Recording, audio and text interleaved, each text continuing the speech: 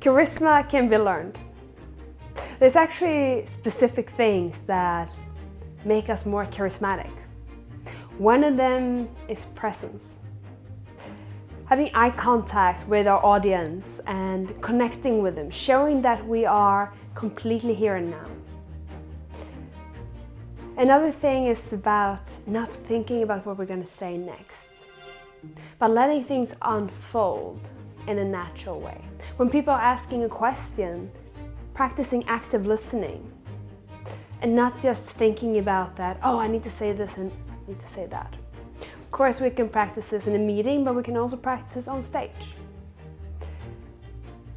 And if we do that, we got to strengthen the connection with the audience. Of course, we can have notes, but it's a matter of having notes, having specific things we would like to highlight in a talk or a presentation, but not letting the entire script weigh us down and take us out of the moment.